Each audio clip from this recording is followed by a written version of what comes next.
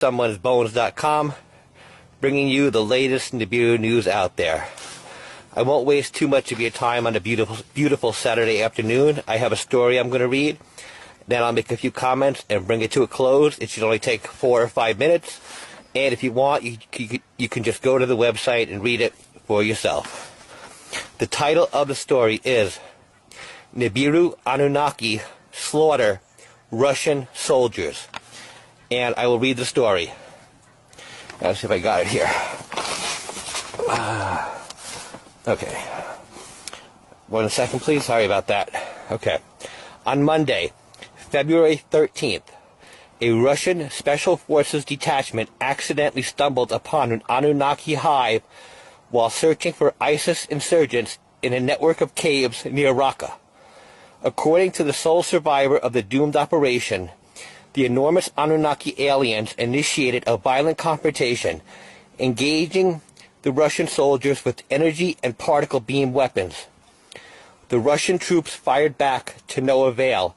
Apparently, the Anunnaki had an innate resistance to ballistic weapons. Our Moscow source, a former FSB operative, obtained a partial transcript of the event before the Kremlin issued a gag order and isolated the surviving soldier, Captain Perylyov Garvila Vasilyevich, and I'm sure I am not pronouncing his name correctly, a decorated officer and combat veteran. Vasilyevich's unit, the report indicates, had been operating behind enemy lines on a 4-day-long search and destroy mission. They were tasked with locating a band of ISIS freedom fighters believed to be hiding in an expansive network of caves in northeast Syria.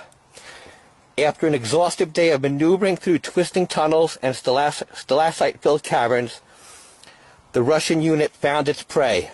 A ragtag group of ISIS spies had been holing up in a cavern 100 feet beneath the surface. The Special Forces soldiers slaughtered their enemy, leaving no survivors. That's when things began getting weird for them, our source said. After dispatching the ISIS soldiers, the Russian team heard strange noises echoing off the cavern walls.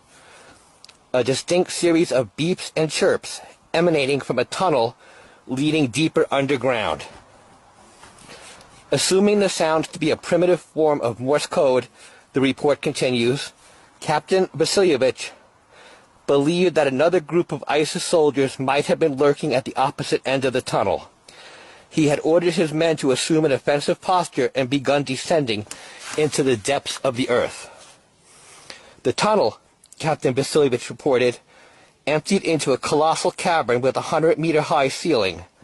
Upon entering the cave, they were greeted not by ISIS insurgents, but by a faction of heavily armed, humanoid aliens who did not take kindly to the intrusion. By all reports, the towering extraterrestrials stood 5 to 15 meters in height and had gold or bronze-like skin. Without hesitation, they opened fire on the Russian soldiers. 4 of the Russians died immediately, our source told us. The alien weapons produced a golden beam of light that vaporized anything it touched, including, of course, human flesh. The soldiers fought valiantly, but were no match for the Anunnaki's advanced technology. The soldiers' bullets just bounced off their exoskeleton. After the 8th fatality, our source said, Captain Vasilyevich ordered a tactical retreat, but the Anunnaki outmaneuvered them and overwhelmed them in a running firefight to the surface. They massacred all of Captain Vasilyevich's men. Vasilyevich, the report concludes, barely escaped with his life. For reasons unknown, the Anunnaki raiding party chose not to pursue him beyond the entrance to the caves. Even more interesting, this might not be an isolated incident. Astrobiologist and Sumerian scholar Hermann Schwarzbaum claims that worldwide governments have concealed numerous confrontations with Anunnaki raiding parties. The extraterrestrials, he said, originate from the 4th planet of the Nibiru system and routinely probe Earth's defenses in advance of Nibiru's arrival. And that concludes the story. Now, please understand that when I read these stories, I am providing information that has been given to us by sources that we deem reliable in their field of study. I am not expressing my own personal views. For example, I do not know if Nibiru is inhabited or not by a race.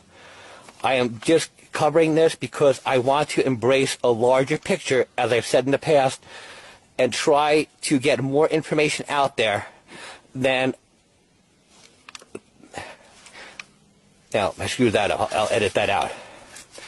And my goal is to try and get as much information out there as possible for people to digest so that they can look at it intelligently and decide what is true and what might be questionable. Because, face it, when it comes to Nibiru, there is a lot of questionable information out there and facts that are difficult to prove. However, absence of evidence is not absence of existence. So you cannot just say Nibiru does not exist